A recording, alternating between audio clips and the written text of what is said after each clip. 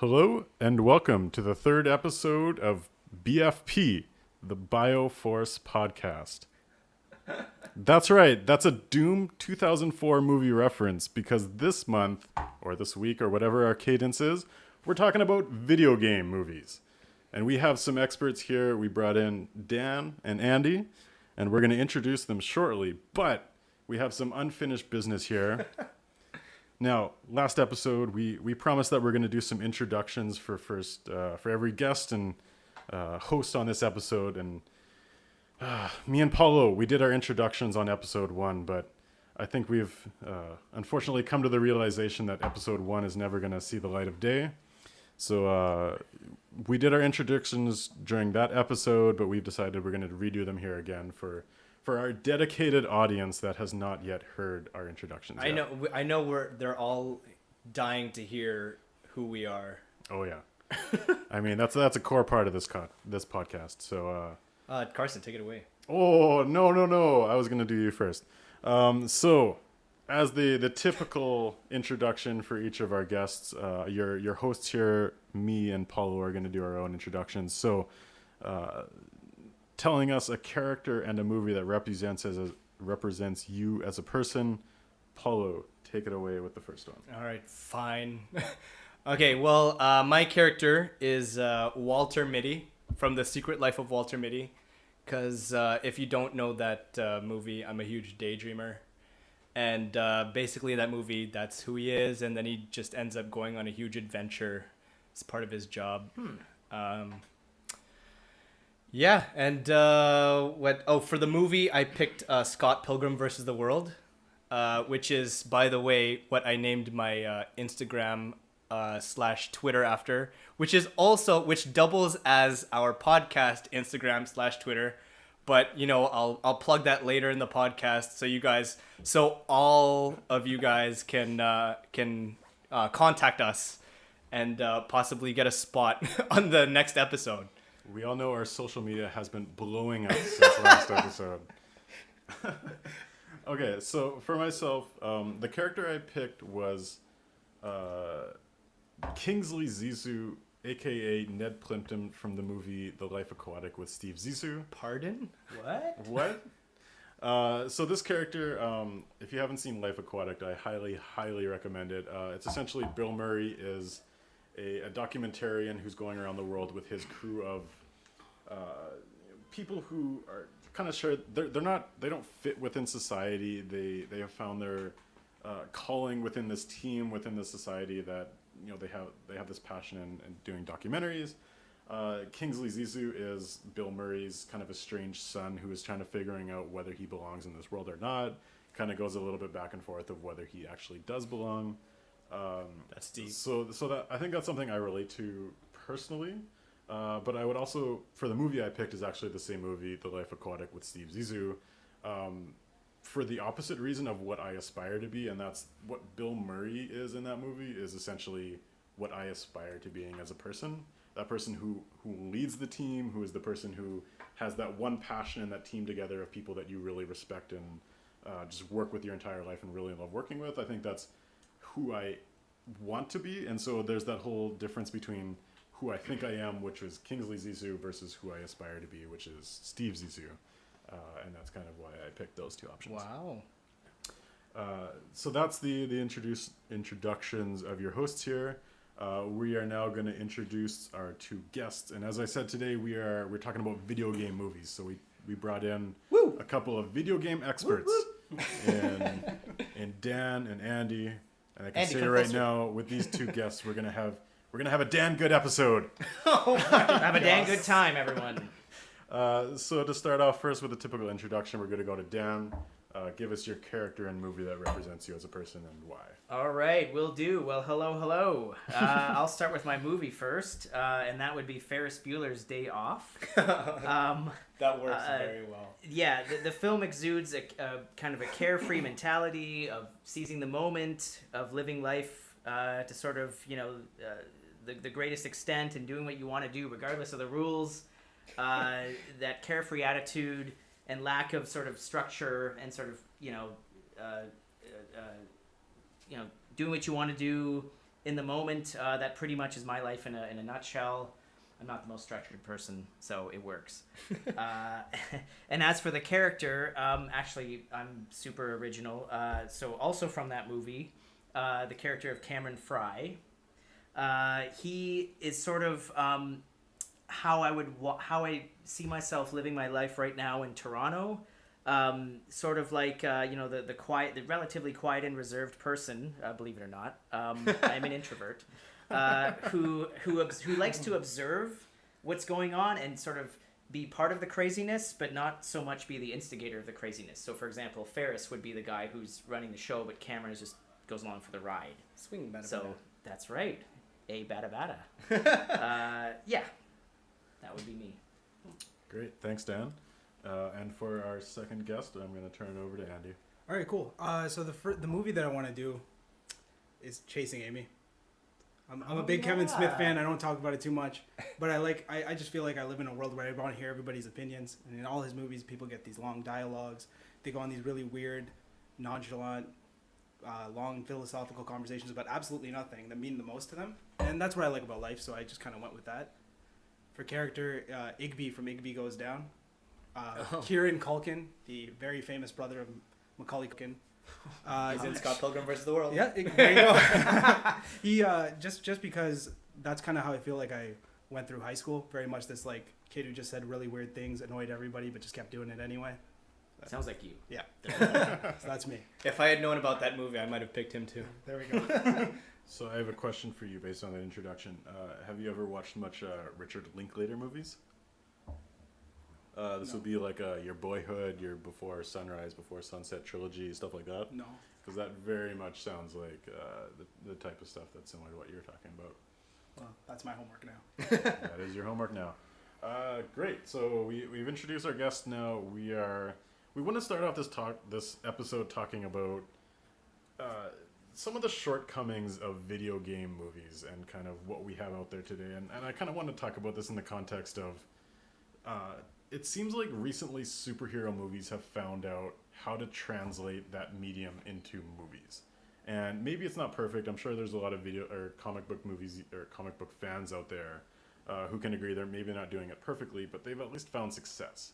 And yet, when you look at the video game movies, when you try to think about what is the best one out there or what are the good ones out there, there's a certain shortcoming.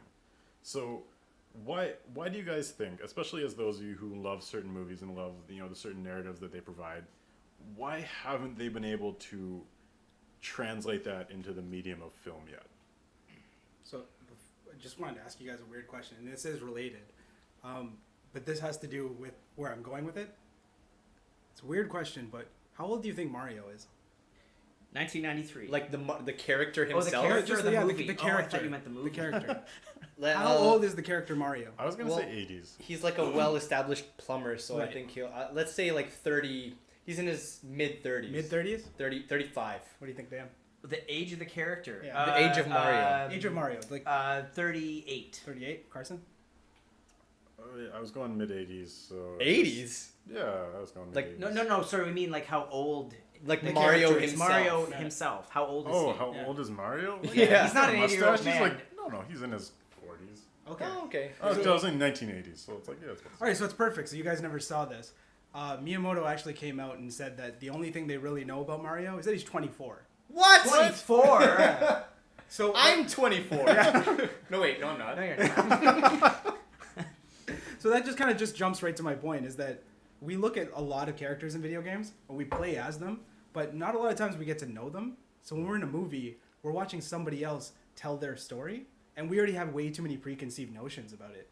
Like you tell a Mario story and you make them too old, everyone's going to say that. If I put a 24-year-old out there with a huge mustache, you're going to think he looks too young. That's already going to cause you a problem.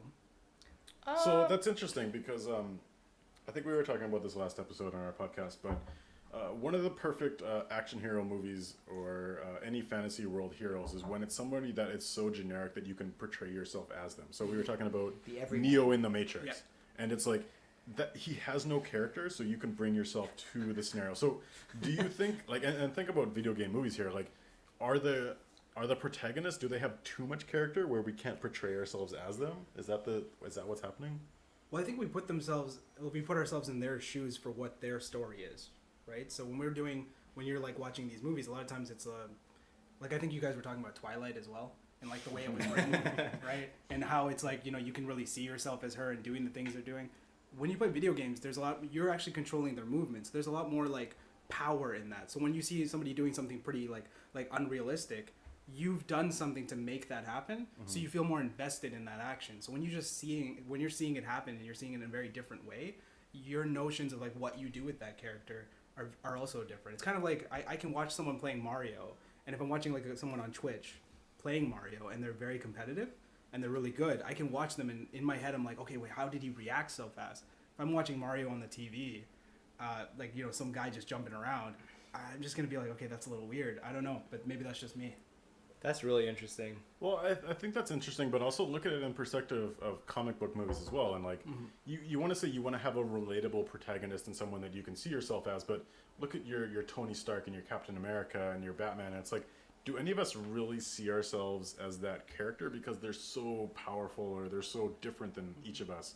But I was actually going to bring this up about comic book movies they've started to become more and more extraordinary, but you look at how they started, and like the Christopher Nolan Their Batman origin movies were very stories. much like a regular person. The first Iron Man movie, he wasn't that crazy of a person. He was like a regular person. He was a dick though, but Yeah, he was a regular. he was a dick, but it was in a realistic way that we each related to. Yeah. And I feel like video game movies haven't found that. It's a very fantastical world, but we can't relate to it because they haven't found that everyman aspect of it. I think it's too much of not exactly everyman, but the fact that the character that you're playing in the video game, I think for most cases there's no character. It's kind of like a blank slate where it's just you in the game. So when they apply an actual character in a movie to that video game character, and it's not who you thought it was when you were playing the game, like it's just so weird and it doesn't fit, because there's like, think about every person that's played Mario. That's like 5 billion people, say, for example.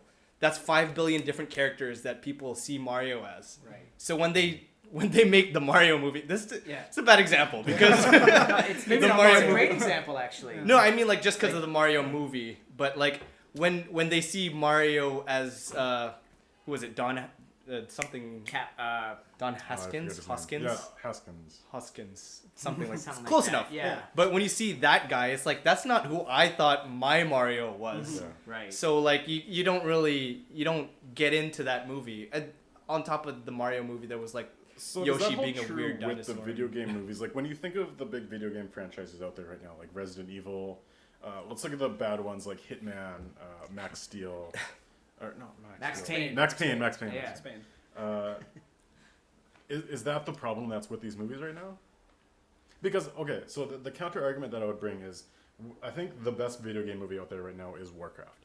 And despite the fact that they have orcs as main characters, I think I actually related more to those orcs than I did most video game movie main characters. It's just because you're a beast.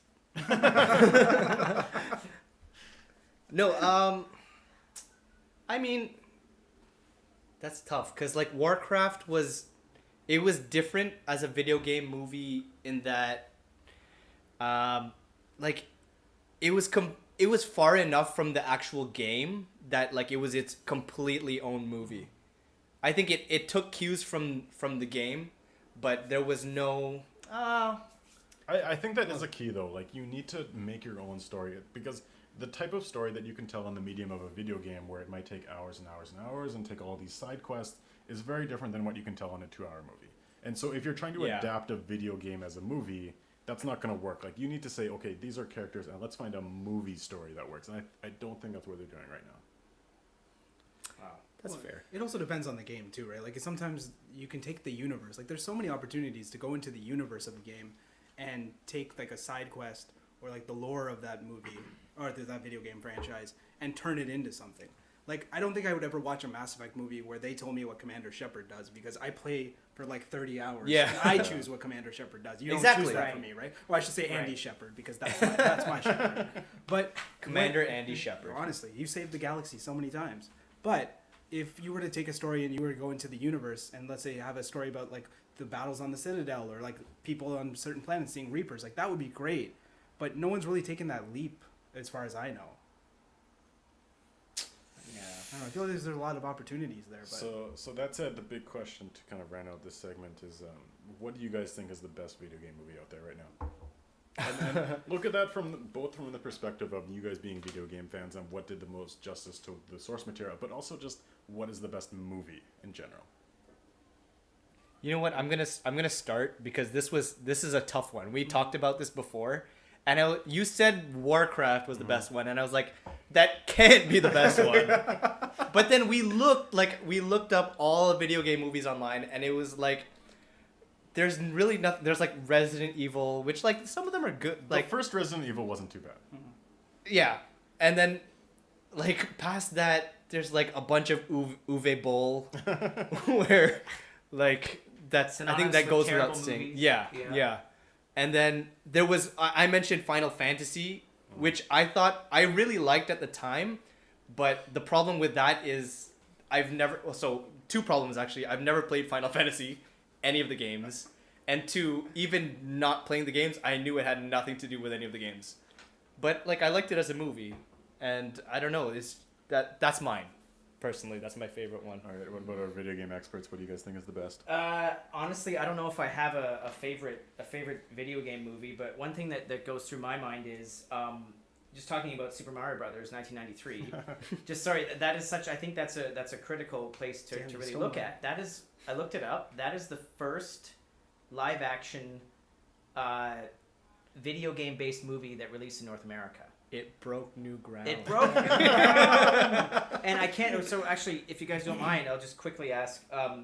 You know, because it's bad. It's terrible. It's cheesy. It's awful. Do you guys think if it had been more successful, that it could have paved the way for maybe Hollywood to care more, to devote more resources? Because I think lack of talent. It's interesting because I think when you look at the superhero genre is ultimately what I compare this to, and you look at the movies that most broke new ground, and you look at your X-Men and your Blade, and these are movies where they didn't have the big colorful outfits. It was here's a guy in a leather jacket, which was normal in the 90s. It's not so normal now, but like they made those characters and they didn't put X-Men in the bright yellow spandex outfits. They made it real. And so I think yes, if that movie had been successful, I think there would have been bigger budgets and more attempts to do it. But I think part of the reason why they failed is because it was so weird and it was so different. And it's just, you have to start normal, and then you look at the superhero genre now, and because they've had, like, it's almost like they've drawn people in, and so they have earned themselves the right to get weird when it comes to like the Guardians of the Galaxy. Yeah. And it's like now audiences believe that, but you have to grab them at a very realistic level. You have and to then start at the grow them. ground. And they never did that. At the ground level. So I don't think Damn. Mario ever would have done Never this. noticed that. So actually. I'm actually okay. I'm gonna agree and disagree with you. I agree because I actually think that was actually my favorite. I was gonna choose Which one? the Super Mario Brothers. Oh. Really? Only Really? because, like, contrary to what I said, everyone puts their own perceptions into it, and I think that's what killed the movie. Because if you look at it realistically, it's like two guys who were together, they travel to this alternate dimension, and this is how like every character in Mario would be feasibly put into a 3D world. Like they tried to take everything from the first Mario and put it in. They added, Super Mario World references with Yoshi. I mean, you're not gonna get a giant green dinosaur that's gonna spit its tongue out, but you can get this little cute dinosaur, right? And who's like chained up by Bowser, and Bowser's a real person. Right, Yeah. got that weird he's a hair. man. Yes, he's a right? man. They do yeah. the jumping. They put that like those crazy boots on. There's like references to the Goombas and everything. They have them there, right? So they tried their best, and I think that like just to Carson's point, like they tried their best to make it realistic. Like this is how it would look in the real world. So I agree with that. I disagree about it being too weird. This is a time where we had like Theodore Rex. You know what I mean? Like in the I actually 90s. know that reference. Yeah, in like the 90s, there was a lot of money for weird movies, and I think that we've there's not a lot of people try the weird stuff anymore. Like it's just like this is a stupid concept I have. Like when I saw Sausage Party, I was just like, okay, this is really stupid, but good on them for doing something just completely out of the ordinary. Yeah. Like that's just like someone's shower thought that they were like, you know what, I'm running. Well, I guess Seth Rogen's. But I can still. appreciate that. Yeah. Yeah, Just so- like yeah. Yeah, that's my favorite. All right, so I think that's a good conversation to get this started. I think these same themes are going to get continued on into the next two segments that we have, also about video game movies. So we're going to wrap up this conversation, but we're going to move forward with some other segments. And I'm going to pass it to Paulo here for our social media update, updating our very rambunctious fan base. A lot of fans. We have a lot of fans. We have the best fans. Sorry, Donald. Sorry, I'm gonna speed through this real quick. Just check my Twitter. No posts yet, but you know, guys, lots of chances. Just shout us out at PAOLOVSTHEWORLD. Paulo versus the World. That's our official podcast Twitter. So you know what? Hit us up. You can maybe get on the next episode. I don't know if you guess one of the next 2 audio clips that we're having from our 2 video game expert guests here. So what you're saying is, if any of our fans had reached out over the past month, they could be being mentioned right now. Yes, But they're not because they're not reaching out. I know, you're missing out What on an a golden opportunity. opportunity. This is the star right here. You could, like, Mario invincibility. You could be cemented in podcast glory. Anyways, I'm gonna throw it to our first audio break. This is a clip from Dan. Carson, take it away. Let's hear this clip.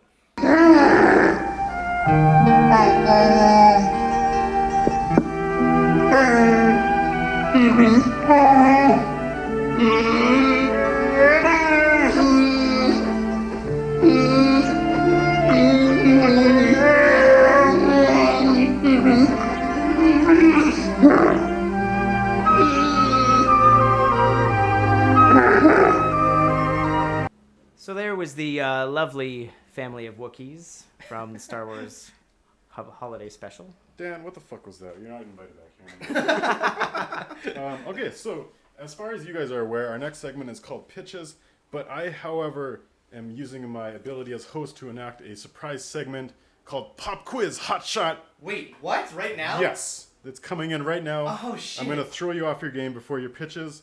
The rule of this one is you guys have 90 seconds to explain to me something. I'm going to tell you the rules in a second as soon as I bring up my phone. Carson, you had a whole break to prepare this. How did I not? Okay, so you guys have 90 seconds. And what I want you to explain to me is and we'll start as soon as I don't know how the fuck my phone works. You guys can't see this, but we're looking at Carson with extreme disgust. Okay, you have 90 seconds, and I want you to explain to me the plot of the first 4 Transformers movies. What? Go.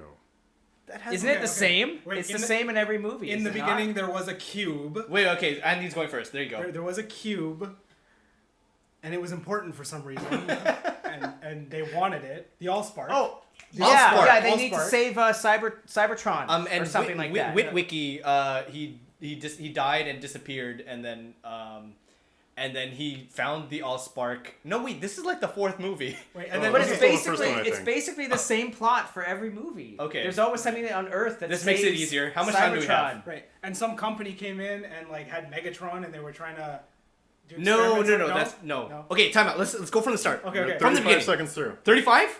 Okay, from the beginning. There was a cube. Oh shit. That's the beginning of the first movie. Okay, Bumblebee comes to protect Witwicky Man. Because he has the glasses. Because he has the glasses. Glasses. Because his ancestor like saw the Was it The Megatron in the Arctic? yes. Yeah. So they're trying to kill him because he knows the truth of the Dinobots. Fucking 30 hell. seconds left. You got Autobots. episodes 2, 3, 4. Wait, Dinobots? What happened in 2, 3, 4? He fights the Decepticons and And the good guys win. the Autobots. The Autobots win. No, wait. There's one little bit about the Decepticons take control over the Earth, and then they tell everyone to get rid of the Autobots Oh, because yes. they'll destroy things Yeah, if they they're don't. the bad guys. Yeah. And then they don't, but then they pretend that they do, so they so they come back, that's- and then they kill the Decepticons. Yeah, they kill the Decepticons. That's time. I only wanted to bring that up because I just watched the 5th movie and I have no idea what happened through the first ones. That's why I'm like sweating and So shit. the IGN review said basically the same thing happens in every movie. That's why I said Honestly, I don't remember. I can't refute that. Probably. I don't know. Oh, So the only reason I remember the beginning is because I remember as soon as they said in the beginning there was the cube, I died laughing in the theater, and I think I ruined it for all my friends who saw it with me. Andy, I think we were the only ones stressing about this little pop quiz. Okay, so we're past that. Let's go on to our next segment. This is pitches. How am I This gonna is- remember my pitch? I'm pretty sure this is confirmed as our fan favorite segment. Everyone wants to hear this. It is pitches time. So There is no Lord this month. we're gonna start off with the idea this month is everyone has a video game that they're going to adapt into a movie. They're going to present us with their idea of how this should be presented into a movie. This is the best video game that you could ever present into a movie, and we are going to go first to Mr. Dan. to start Hey, us yo. off All with right, pitches. hey yo! All right, everybody. My pitch involves the best video game ever made. What? The Witcher, of course. Surprise. And yeah, so for my pitch, the movie name would simply be The Witcher. The IP involved is, of course, the Witcher novel series by Andrei Sapkowski. I'm probably butchering that. Basically, just to give a really brief sort of background on what Witchers are, what they do. Witchers are basically professional monster slayers. In the Witcher world, there's many creatures of legend, like trolls, vampires, wraiths, werewolves, that sort of thing. Witchers are sort of like roaming samurai or ronin, basically wandering the land. You get paid to sort of kill monsters, that sort of thing. They're trained at so-called Witcher schools at a very young age. Basically, because of that and their incredible combat prowess, and finally they have a bit of magic, that sort of thing.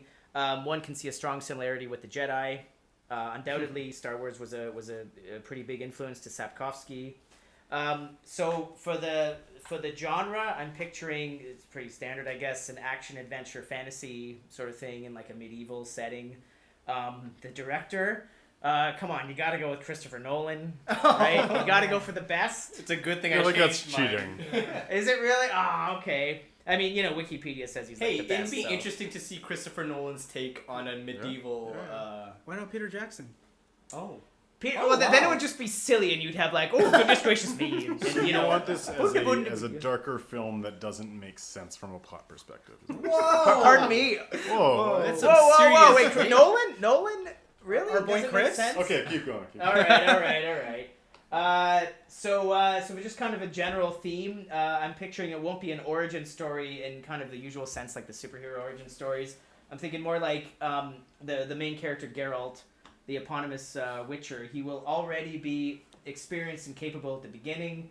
You'd have sort of like expository dialogue and flashbacks providing his background.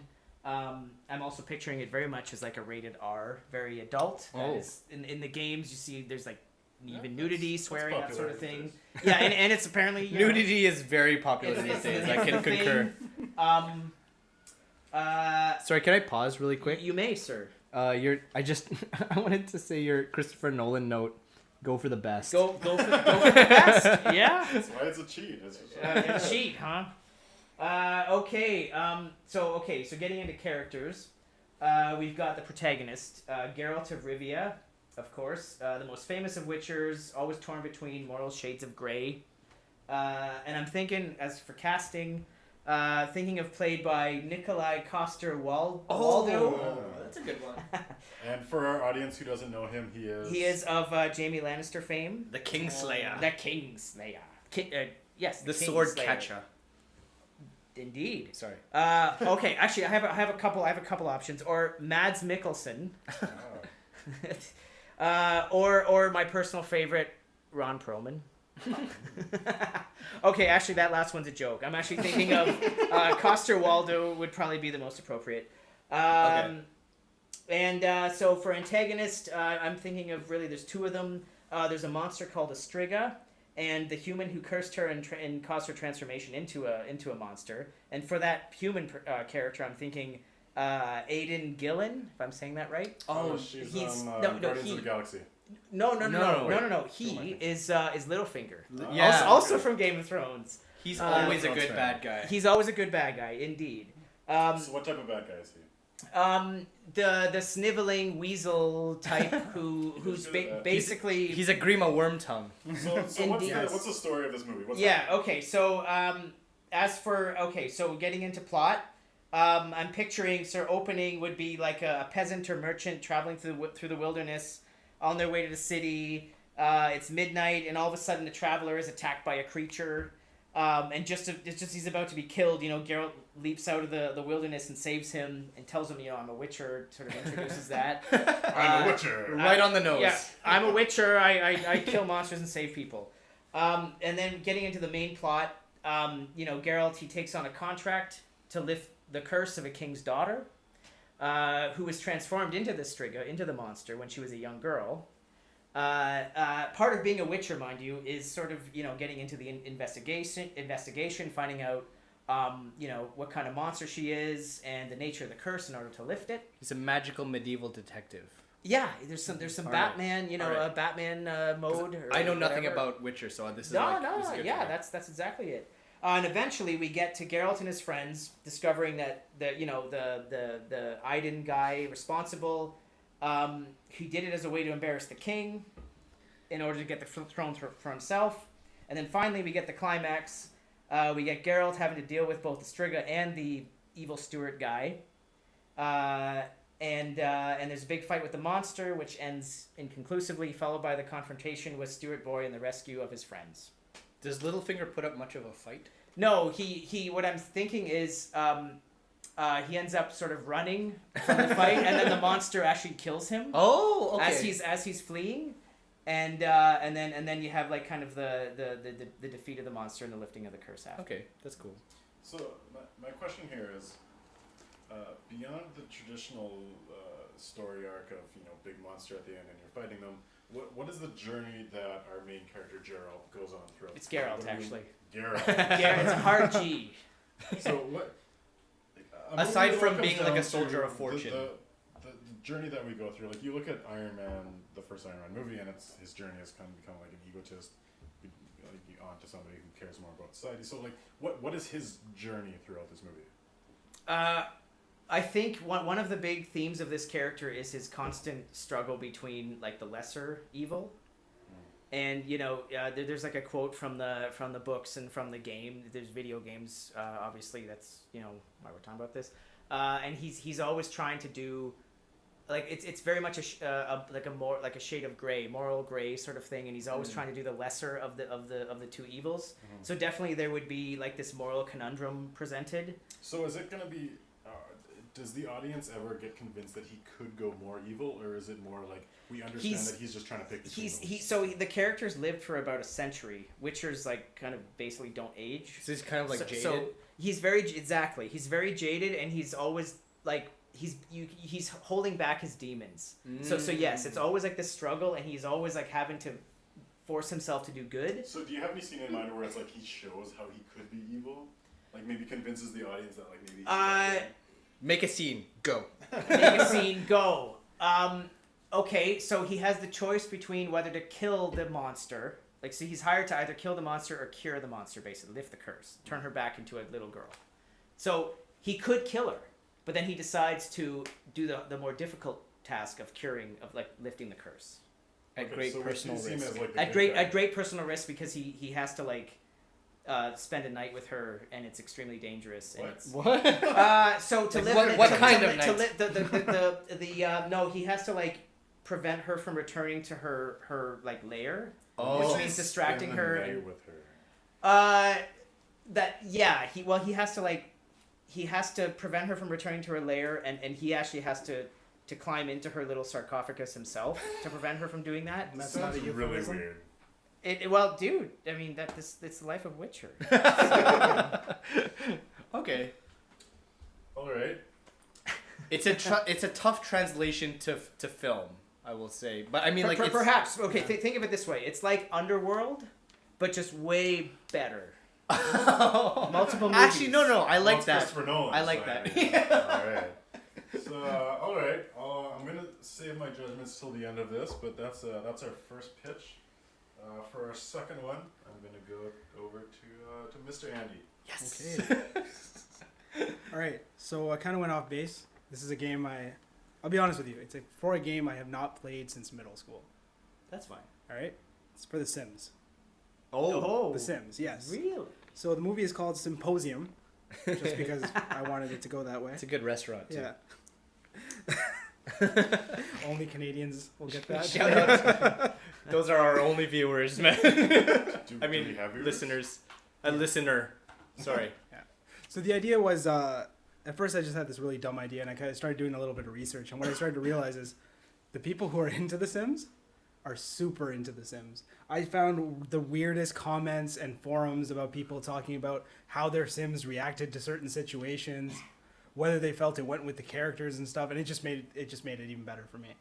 So the idea is that this movie is someone comes in, this kid's about to start playing, and he accepts a beta update. He's selectively chosen. He gets this beta update, and a sim that he starts creating a world, and we start just only focusing on the world. So we don't really see the kid anymore, and what we start to see is this one sim who's like living his life, going through all the motions, starts to develop moral reasoning. So he starts to ask himself, I know I have to pee. Why do I have to have someone? Well, why do I have to have this like drive to push me there? Why do I have to wait for this like ethereal being to push me to go there? So then he starts questioning everything around him, everything that's going weird. He starts to push through all that, and he starts to try and recruit everyone around him. But he gets throughout the movie, he's just Like getting the other frustrated. Sims The to other like Sims. resist this. So he Yeah. realizes he's in a kind of like a fictional, like a And he's the forced only one. world. No, so he doesn't realize he's in a fictional world. He just realizes that like he has a problem with this and no one else does. He's the only one who sees Yeah. it. A la Lego movie. Yeah, almost. kind of. A little bit. Literally, tiny yeah, like getting on that bit. point. No, but like Yeah. it's Mhm. completely different. Also, World on a Wire and 13th Floor. Sorry, Carson. Those German movie fans. So with him, he's just trying to convert everybody. He's trying to turn everybody, just trying to make everyone understand. Like and what we were talking about, like one of the best scenes in my mind. One of the best scenes would be when he's like talking to someone and he says, you have to do this. Why are you waiting? And this is this struggle, this really stupid conversation of like, yeah, I know I have to pee. I have to wait. But why? And I think that we can all relate on a certain level of this, like, okay, if you know you have to do it, why don't you do it? This is like a very existential. It's kind of what I was going for, to be honest. Yeah. So that's how the movie progresses. He's trying to inform the others. It gets a little morbid because all of a sudden, the user is getting very upset that his Sims aren't listening anymore. Tries to drown him in a pool. He's trying to get out. Yeah, it's getting. I had a feeling it was going that way. I had a feeling someone was gonna die like that. Yeah, does he die? Or So- does he? like a or I side guess character, You haven't maybe. got there yet. No, no, perhaps? So what's your tone of the movie here? Like, is this just like conversations the whole time? Like, is there suspense? It's What like is a it working drama. towards? I'd say it's a bit of a drama. There is some action, but it's more focused on the struggle of trying to resist what's happening to you. This Right? is cool. So the idea is that, even with the struggle of trying to get out, he needs to, he starts to realize I need to reach out to the other Sims, and the only way to do that is there's this thing that controls everyone, and it's the mouse pointer. Yeah. So The cursor. and he Sure. has to latch on to the mouse pointer so he can so So, when so he can physically wait. He can't see it. no he can see it. He can see the mouse pointer. Well, the moving. mouse pointer is everywhere. Mouse pointer is what pulls them. That's the But they ethereal just being. accepted all this time. But that's all Like- they've known, Yeah. and they've never I questioned see. it until now. Interesting. Yes. Do you have some casting for us? Do you have an ending? I do have an ending. He actually hangs on to the mouse pointer as the user just quits the game, right? And he gets out. And what the user does is reports the beta, just like everybody else does. Puts it as a bug. As a bug. They take it out, but he's still there, and that's how it ends. I see shades of Tron mixed with the Lego movie, plus like Requiem for a Dream. Yep. So something that Paulo brought up was similarities to the Lego movie, and Mhm. I think what really drove the Lego movie was Chris Pratt as the main character, as like a really relatable character. So who's I'm your just main gonna put my character? thumb over Chris Pratt over here. I had No, that's fine. That's I had actually- Chris Pratt or Nathan Fillion, to be honest. Nathan that's a Fillion, good one. holy Yeah, because shit. Chris Pratt, I think he's very relatable, but I think Nathan Fillion will have a better tone as when he's upset and he's just trying to get through to you and he feels like you're stupid. I really So like do you that have you a bit of picked a Nathan comedic tone Fillion. here. Oh yes, there's a very dark comedy. That's why the It's director. yeah. Yeah, I have David Fincher for the director. Ooh. Yeah, I wanted that Fight Club vibe. It's a very dark comedy, and there's something to take away. Intriguing. Yeah. He's really playing to the judge here. Yeah. Yeah. Musical style. This one was a little bit weird, but John Hughes, because the Sims has really weird kind of music, Can really you give an cheesy. example? No. Okay. Just All like right, then. cheesy 80s music, like just very like cheesy like elevator music that would be from the 80s. Because The Sims was Okay. So really it's very much Yeah. matching The Yeah. Sims. Yeah. exactly yeah. Okay. I can see that. Yeah, just to stay true to the game. So it's almost like what's that movie? It was like Pleasantville or something like that, where it's like when they're in the world, it's so. I think it was perfect actually- and Right. similar, and then like he's trying to like almost get out of this. So it's like that type of vibe. Exactly right. Like he can be complacent. The idea is like there's complacency and apathy, but can you really live up to that, right? Like, are you not gonna just say something? Are you not gonna get frustrated when no one sees your point of view or nobody wants to take that? So what about the struggle in this movie? Like, what is the climax, or who's the villain? Is the villain the main the user in real life, and who plays that person? So the villain actually is the it would be the user. I actually put the kid from Modern Family, Nolan Gould. Don't know, Yeah. but Just I'm just sure like a young people kid, just a young kid. Who's he's just the one game. playing. Yeah, just little things like you don't really see him, and that's kind of like the So audience. is there a villain in the game then? The only other villains are the other characters who won't believe him. Who are like resisting. Yeah, we're his- just like just leave it alone. Yeah. Like, why do you you have to like do a, it? a main character? Like, is it his wife, who it's like is like very similar to? Is it someone else? Like, I just kind of had the everyone in general because what happens is when you make this characters in The Sims, from what I remember and what I was reading online, you make a bunch of people and then more people will show up. Their neighbors show up, a community shows up, so you have a bunch of people. So what I had written down actually was a side character would be Riff Raff, played by Riff Raff. Oh my god. Because kids, people make random celebrities. They make whatever. So I just to add that little bit of fun, like things like that. He's a rapper. I Okay. I understand it That's enough. why. He's barely a rapper. Have you seen Spring Breakers? Yes. Okay, James Franco. Yes. He's Riff Raff he's a feel- caricature Yeah. of Riff Raff. Okay, I Yeah. understand. There you go. Yeah. Wow. Okay. Very different. Oh, pitches that's so cool. far. Now we're gonna go over to our third pitch with Paulo. Take it away. I have a very straight arrow pitch. So the game I picked was The Last of Us, which is one of my all-time favorite video games. It was almost kind of cheating because it's almost a movie in itself. So basically, it's a post-apocalyptic world where humanity has been like decimated by this virus, which turns people into like fungus monsters. Zombies, not quite zombies. Bless you. Not quite zombies, but they're like it's a fungus that like takes over the mind, and then like over time the fungus grows over the people and they become less human, and they hunt through echolocation rather than sight. So we started. What should I start with? Oh shit! I almost spilled my beer on the equipment. Okay, so basically we have the main character Joel and his smuggler partner Tess. Oh shoot! Time out. Oh. Time Sorry, Joel, who is the main character. It starts off with a flashback. It's back before, like, the very first night of the outbreak. Him and his daughter Ellie his daughter Ellie is at home by herself, and she's just like chilling, and then like the outbreak happens, and then she's seeing like clues of the outbreak, like explosions in the near distance, like news reports, and then Joel comes home and he's like in a panic, her dad, and he's like, oh, we gotta get out of here. So he takes her, and then they go and they run and they meet up with his brother Tommy, and then they see the devastation of the infected people as they're driving through the city. They get out, and then they reach a quarantine area where like a soldier is like, guys, you can't go past here, and he's like carrying his daughter, but he's like, we're not sick, and then he shoots at them, and he kills Joel's daughter. And he fights back and he kills the soldier, and then that's the flashback. Like he loses his daughter in the very beginning of the movie. Flash forward 20 years later, or however long time, Joel has become a smuggler with his partner Tess, and they get this mission from sorry, oh my god, I have so many thoughts that I have to put them in order. Joel he's become a smuggler, and he's living in this world now where they're like in walled communities, where like the military is like they have like an iron grip on them because like they have to keep the infection out. So he's a smuggler with his partner Tess, it's like obvious that they're like a very close. They have a very close relationship. It's like romantic. No, not quite. They're just like really good friends ish. Maybe like bordering on romantic.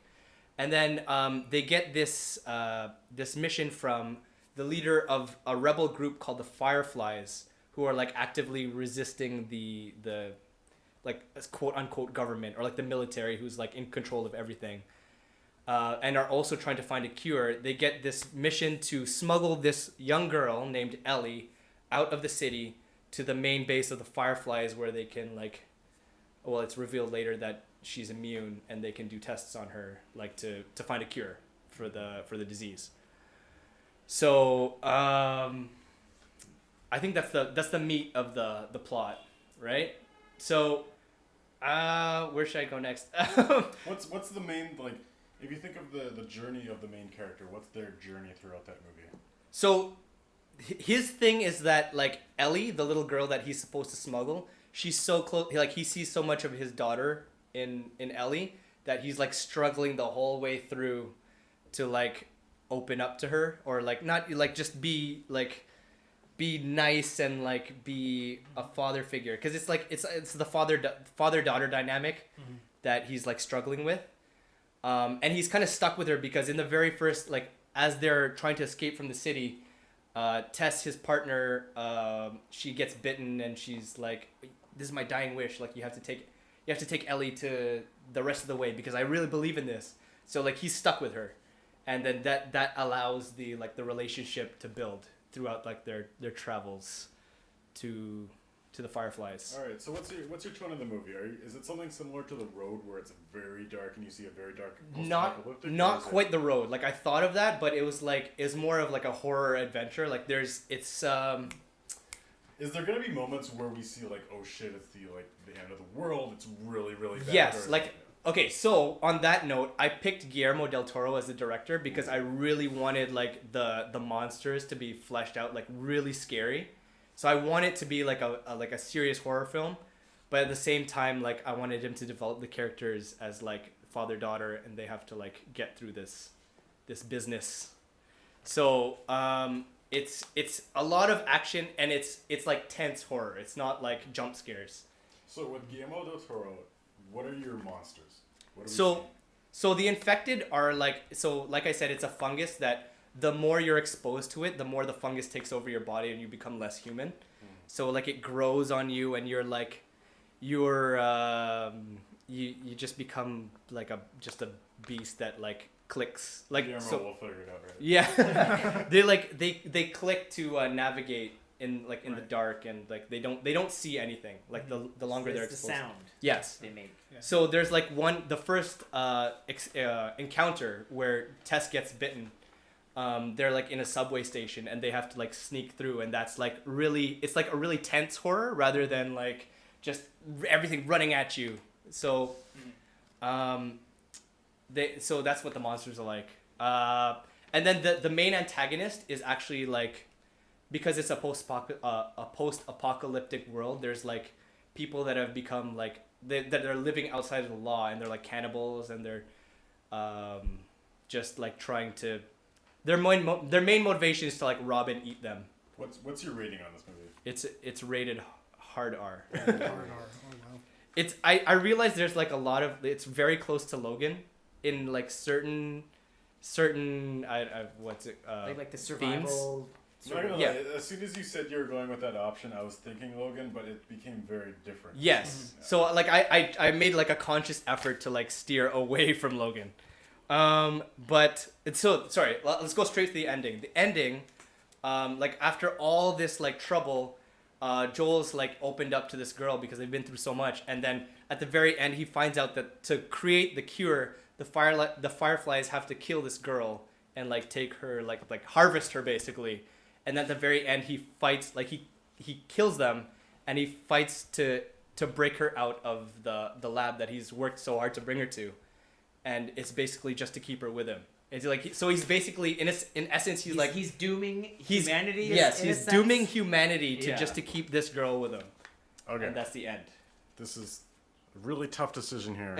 And what I'm going to do here is I'm going to give 30 seconds for each pitch for the two people whose pitch it wasn't to say what was bad and horrible about it. So, the same order, I'm going to give Paulo and Andy 30 seconds to critique Dan's pitch. Wait, what? Go. Wait, what? You're What going to are say you doing? what's wrong with Dan's. You're fighting Because for you want. survival here. You're fighting for Oh, your pitch to be right. the best. Okay. So I want you 30 seconds to say what you don't like about the other people's pitch. We're going to start with Dan. So Paulo and Andy, what do you think was bad about Dan's pitch? Oh my god. Yeah. This is like. We're you're- Canadian. This is going to be too hard to be. I making fun know. of each You're, other's faces. you're a terrible 10 person. seconds already gone. We all want to see a David Fincher comeback. Not Nolan, so I don't Not know. about yours, about Okay. his. I don't like what. How big is the Witcher fan base really? You know, and like the only- That's part of the strength to Yeah. it. what? Dude, it's not It's just some huge? boring rehash of stuff people already know. but I feel like if you have to be a fan to want to go see the movie is my only thing. Right? I don't know. It sounds a lot like the Scorpion King. Then you can't develop these preconceptions like we were talking All about right, and before. now critique Andy's. All right, What? all right. Sims, boring. Who cares? Philosophical stuff. Dan was ready. Nobody cares. Nobody wants to see that. I All mean, right? People want badass action, rated R shit. psychological Alright? horrors are like interesting to us, like dark comedies. But I don't know if there's like a huge audience for that. You know. Dude, All right, the and indie critique film. Paulo's now. I already saw that with Will Smith. What? Similar movie. I'm just Dude, saying. how It's many, like- how many Which zombie, one? No, dude, what's the zombie stuff? Zombies? Who cares anymore? Zombies are awesome. Oh, I Am Legend, right? I Am Legend. I Am very Legend, similar exactly. to I Am Legend. All right, already been done, man. I mean, instead of a girl, it was a dog. Boring. That's a reach. I'm trying, man. That's all I got. I'm fighting back. That's all it is. Watch The Walking Dead if you want something better. Okay, that hurts. As a fan of The Walking Dead, that hurts. All right, so good segment, everyone. We need to pick a winner. The winner is everyone for hearing all your pitches. Wait. I'm just kidding. Andy wins. Yay! All right, and back to Paulo to introduce the audio break for the next segment here. All right, so I'm still pretty sour about that last segment, so I'm gonna half-ass this this audio pitch. Andy, I hate you. Here's your stupid clip. What is it? Give us a little intro to your shitty clip. This is the best movie from the 90s with a white male protagonist and his black sidekick who try to get through the day. First you defy me, then you mock my hair. You're dead. All right, so that was Andy's clip. Just a reminder, tweet us or DM me on Instagram if you think you know what that was. What's and that if you wanna Twitter be a and Instagram guest. tag already?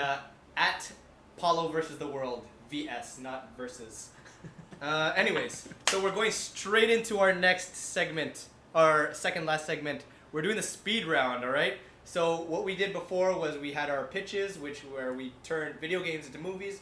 We're flipping the script. We're turning movies into video games. So I have 4 genres of video games, and we have Dan, Andy, and Carson making these movie worlds into these video games. So for example, we have like a party game, and we could turn the movie This Is the End, where it's the end of the world, into a party game. I don't know how you would do that, but this is what we're doing. All right, so let's start. Eeny, meeny, miny, mo. We're starting with Carson. The first genre.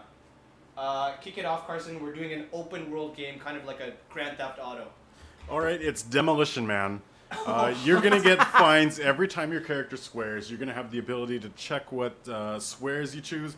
Your Is it like a characters. mic? How is this an No, open no, it's world open game? world, and like you know how an open world game like GTA or Witcher or whatever, Yeah. you're always like against the authority. In this one, you're gonna be with Are the you? authority, which is the police, but they're completely inept. They have no idea what they're doing. You're gonna be helping them. It's gonna be a detective movie, and it's gonna be in that weird Demolition Right. Man type future. Right, and there's seashells. And you're And gonna there's have to know the seashells. You have seashells. to There's gonna nerd- be you have to an know how to use entire scene about the seashells. All right, Andy, go. Inception. Inception. Yeah, so you have what you Nice. do is you accept all the missions to go about. You can explore the world as much as you want, but you're going to accept a mission to incept someone. You go in with a team and you get to choose how your person decides to make the dream for them. You can go further and further down. You keep exploring the worlds that they make for you. This sounds very complicated. Complicated. I can't even Almost say like the the word. Okay. How do you make this intuitive for the casual gamer? So you don't actually you don't build the levels that you're going into. So when you choose The a mission, architect does. Yeah, the architect. Right? So, thank Sounds you. too Couldn't complicated, remember. Andy. Come on. So the architect will give you a choice of like, do you want to do like let's say a medieval world, corporate world, futuristic world? You can go within that. And if you're I don't want failing, to make too many choices, man. that's open world. This is interesting. True. Okay. Fair enough. Okay. This is good. All right. Dan. All right. Lord of the Rings trilogy. All right. You know, pretty obvious why this would be cool. You got a Skyrim type game with playable races like elves, dwarves, and the Entwives, of course.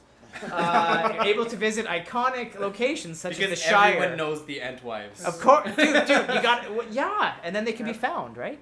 Well, with that much And you Yes. get to visit the Shire and Minas Tirith. Fucking cool. What do you? Alright. In an open world type game, you need characters that progress and like power up, and you Sure. advance part of the map. I think yours is really good for like Middle Earth is really good for discovering other parts of the map, but it's like, how do you power up as a character? You gain experience and you level up, just like Skyrim. Sorry, How just is- to, how just to is- throw this in, this is a debate for each genre. I'm picking the best for each one. So fight. I feel like Demolition Man, it's like it's something different. And always in the open world, it's always you versus the world, and I think this is like you with the world, and I think that's something new that you can bring to the genre. Timeout. I'm already leaning towards Demolition Man, so I want to hear from Andy and Dan. You guys have to fight it out. So with Inception, one of the nice things, and especially with open world games just like Skyrim, there's a lot of room for user mods because you can create a mission, you can create the worlds, and you can give people the opportunity to go through them. Okay. It's endless. It's not a pay to win though, right? No, Yeah, we don't want to pay to win scheme, right? No, not at All right, well, come on, Lord of the Rings trilogy. Come on, guys, that should just win it right But there. who has the time to play as an okay? end? So I want to bring up. You remember in GTA how every restaurant is the Taco You're Bell? right, they walk In really damn Demolition slow. Man, every restaurant is TacoEll. Wait, what was that? Wait, who, Because Taco in the Bell? Who Demolition- cares? Well, in the Demolition Man universe, every restaurant is a Taco Bell. But no, I thought it was Pizza Hut. It depends. It Depends depends on which version of the movie. the All R-rated right. or the PG-13. Okay, we're moving on to the. I'm cutting that off. I'll give you my results after the segment. We're moving on to a beat 'em up type game. If you remember the original Ninja Turtles game, it's like a side scroller where you just fight endless amounts of. It's an amazing game. Yep. Yes, it is an amazing game. Endless amounts of the Of the Shredder Foot Clan. Shredder Foot the Clan. Foot the Foot Clan. Pardon yeah. me. Anyways, beat 'em up. We're starting with let's go reverse. Damn. All right, okay, guys, no question here. John Wick. Ooh. All right, and actually I have right here, classic, just like the NJ beat 'em up. You play as the good old JW fighting through hordes of mobsters and assassins just because who needs a plot with a Because beat 'em he up. killed your dog. That's what. Yeah, well, there's that, but I mean, that's not much of a plot, of course. So, who cares about the plot? Then we have a bonus level that takes place in the Continental. Level starts with a guy who raises his arms and says, "Wait, there are rules, no killing." To which you reply by blowing his face off. Oh. And then the what? level proceeds as normal with hordes of bad guys for you to kill. I feel like that was a little missed up for me, but we'll move on to Andy. He's like he has to follow the rules of the whole. But that's the whole point, is that nobody follows the rules. all right. Andy, go. I don't know if it's cheating, but the man with the iron fist. Oh my goodness. You're going to be fighting hordes of different tribes. Did you guys know I was gonna be judging this? No, Okay. not at all.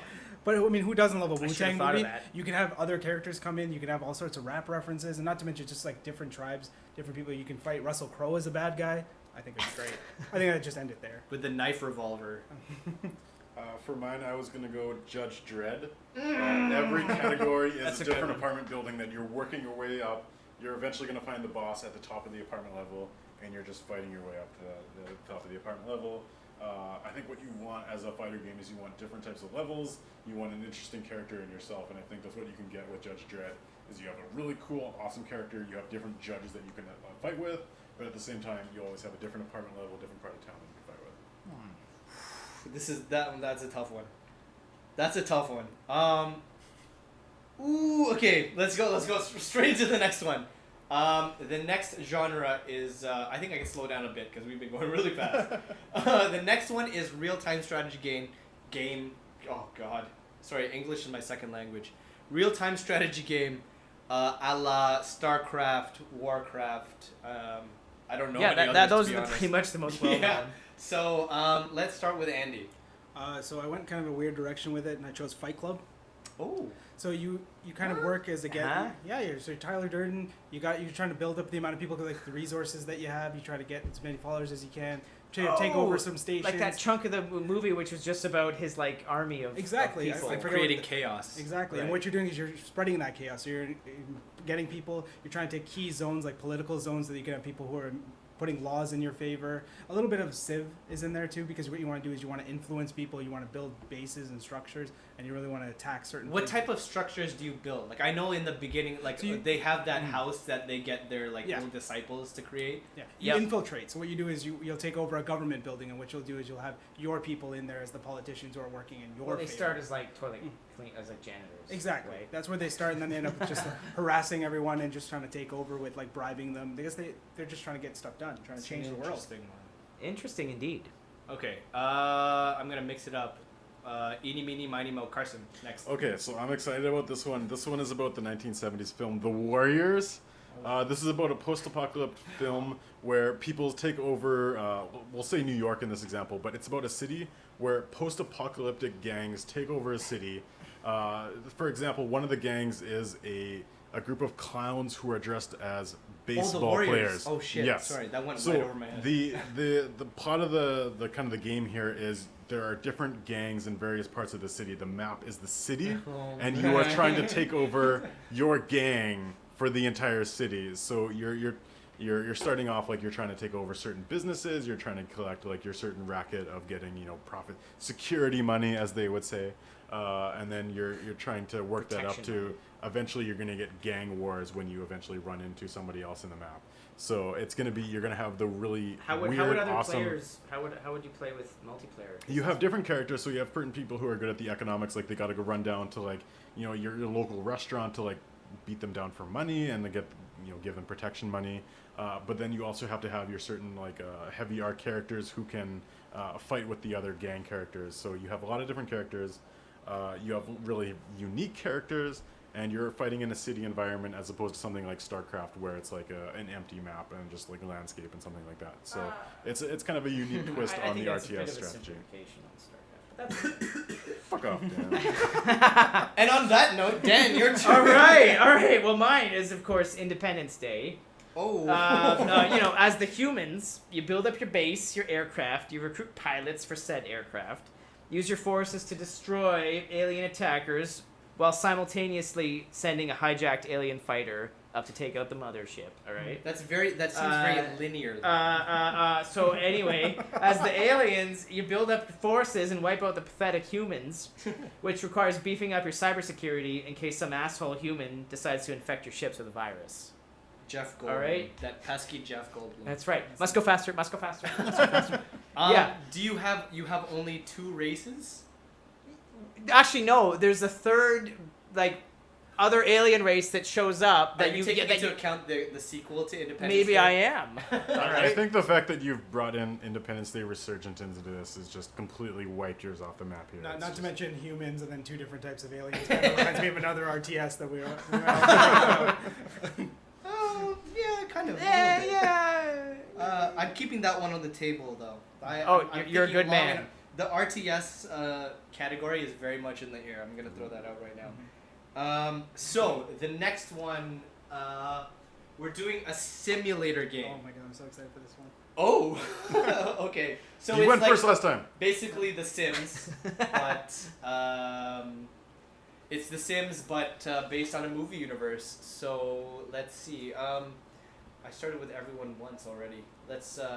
Carson's asking me if to start with him, so I'm gonna start with Dan. All right, great. Well, I've got the Fast and the Furious, the A first simulator. one. That's right, the Okay. first one. So basically, you run your own outlaw street racing gang. So this is the Fast and the Furious, only the first one. Only the first one, because that's the best one. The Rock is not in this one. That's correct. Ooh, that's So a down. basically, what you race and manage your car shop by day, you hijack trucks by night. And as a bonus, because remember at the very beginning of the movie, of course they hijack like the truck and steal all the Yeah. electronics, right? And as a bonus, you'd have a great simulation of a crummy diner with undercover cops always showing up and ordering tuna sandwiches and flirting with the server. Wait a second, is this Triple X or this is Fast and Furious? All right, I guess that went over your heads, but at the beginning of Fast and Furious, Paul Walker is always going, because he's on a cover, right? He's always going to their diner, which is, I guess, their front. Okay. And he's always flirting with Mia or whatever, Yeah. Vin Diesel's sister, right? He's always ordering tuna sandwiches. Oh, anyway, all right, best idea, guys. Rest in peace Pretty to my awful street idea. cred for not knowing the first Fast and Furious. Eeny, meeny, miny, mo. Andy, you're next. All right. Sorry, Carson, you don't need another advantage. You're not gonna get to go, Carson. This is the best one. So, what we're gonna do is a night at the Roxbury. What? Yes. So what you're gonna get to do, it's kind of like almost like Roller Coaster Tycoon in a way. You're gonna build up your own club. So you find a street corner, you find you find a little building, you open it up, you start to get people to come in. First, you're gonna get, you're not gonna have the greatest security. You're gonna have some riffraff come in because I talked about riffraff before. But this is in the '90s, no one knew him. So everyone's Carson coming in. doesn't even know him now. Exactly. Now they do it. So you're gonna have a lot of issues in the beginning. You guys figure out ways to make money, and the more successful you get, you can get more celebrities to come in. You can hire relevant '90s bands to come in and perform in your club to get more people in there. It's gonna be just '90s nostalgia throughout. Yeah, Pearl Jam. Exactly. They make a great club music. I was thinking more Prozac, but that's my style. But yeah, you're gonna have everyone come in, and eventually, your whole point is to overtake the Roxbury.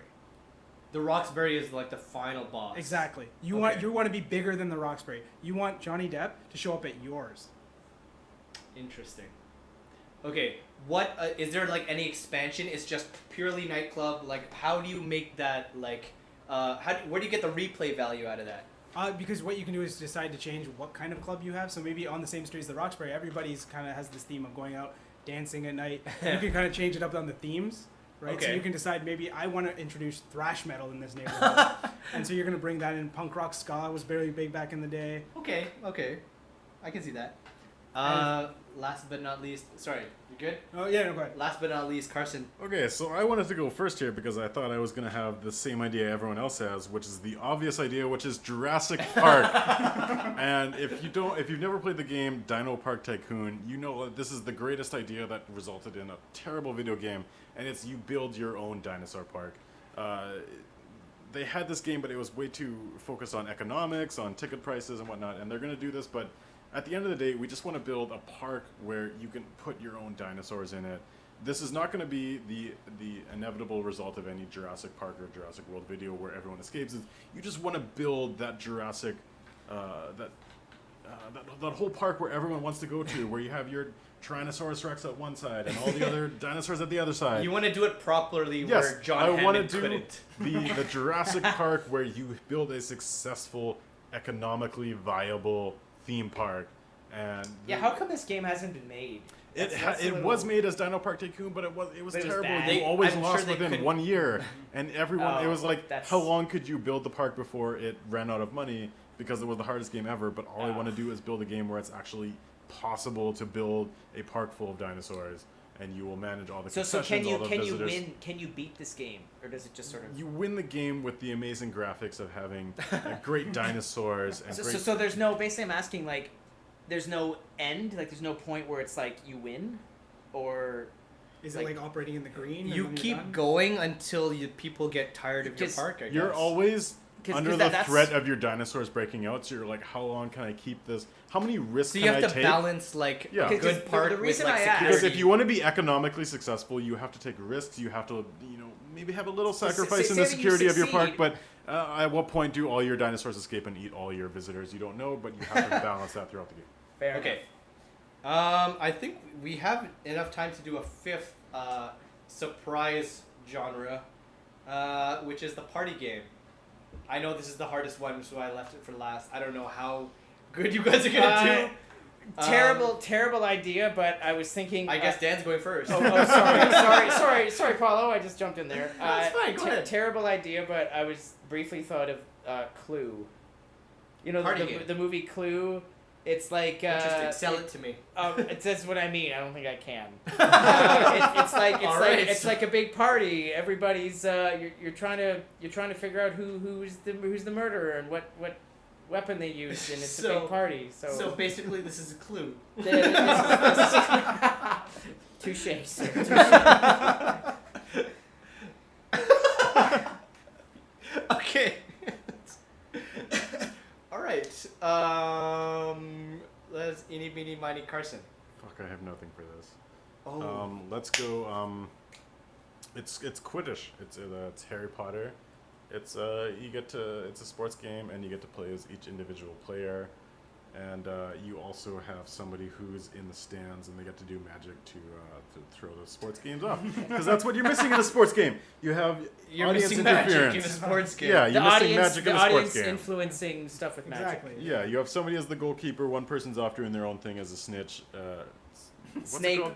This is called a snitch. The snitch, yeah. Oh, and then, sorry. So you have like So the it's the snitch is worst a party playable game ever. character. Everyone is doing their own thing and no one is interacting. All right, Andy, That's this is why your you chance have to steal the whole segment. Well, okay, I feel like it's a cop out because you got to take a movie that no one really gives a shit about the characters, but Sausage Party, Oh, because you have all these like this is a good start, Andy. grocery items. You can just choose whatever character you want and play all sorts of little mini games the whole time. So you can do milk bag tosses, melon bowling. They can attack each other with knives, Super Smash Brothers style. Doesn't really matter. You can make it as gory as possible if you want. You can literally do anything that you want with this game. I have no Interesting. problem with saying Andy won that round. Indeed. Actually, let's flesh this one out a little bit. Dan. Oh boy. Okay, Carson. Yeah. So you have different magical spells you can do? Yeah, that's how it goes. Well, what about different things in the universe of Harry Potter? So not just Quidditch. No, it's just Quidditch. Okay. Are you're trying to lose this one? It's just Quidditch. All right. I'm gonna deliberate for. Give me like. How much time do I have? Give me about 15 seconds. I'm gonna think about this one. What do you guys think is the worst video game movie ever? Worst Well, video while game. Paulo thinks In about this, we'll have a side the name of the conversation. king, Dungeon Siege story. I don't even see that as a video game movie because It's I a don't tie between know. any Uwe movie ever. I feel like the Mario is the obvious answer, but I almost I- respect well, it for its bold ambition. You're right. I didn't want to say that in respect of Andy here. It's okay. I teach their own, right? Like it is what it is. All right. Deliberation complete. It's Mortal Kombat, by the way. Okay, let's start with open world. I went with. It was a tie. I have like 3 ties. I'm a huge. I'm a little bitch. It's a tie between Lord of the Rings and Demolition Man.